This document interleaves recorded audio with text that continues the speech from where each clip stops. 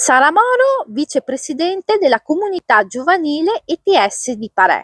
una comunità che adesso sta sponsorizzando uno specifico laboratorio per giochi in scatola. Come è nata l'iniziativa, a chi si rivolge e quali sono le finalità di questa progettualità?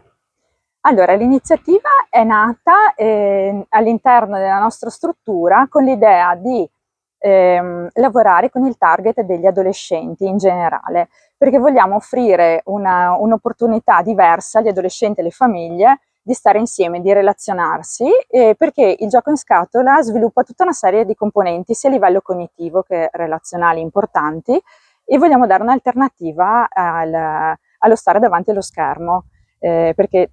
oggi i ragazzi sono molto portati, e lo sappiamo, la letteratura scientifica ce lo indica, e noi abbiamo, tra l'altro, gestiamo un laboratorio insieme all'azienda OS2 Marca Trevigiana, un ambulatorio sulle nuove dipendenze comportamentali, uno sportello che si chiama Scollegati. Quindi abbiamo deciso di investire delle risorse, l'abbiamo potuto fare all'interno di un altro progetto invece che si chiama Servizio Verso, e destinare queste risorse agli adolescenti. E da qui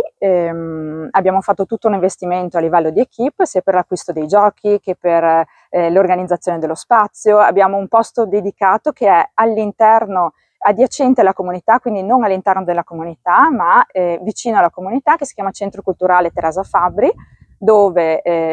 lavoriamo a livello di formazioni con genitori, con insegnanti, e dove dedichiamo anche dei laboratori ai ragazzi. Abbiamo uno spazio per fare musica, e adesso d'ora in avanti avremo uno spazio ogni 15 giorni, poi lo spiegherà meglio la mia collega che è responsabile del laboratorio, per invece gestire questa parte di giochi in scatola.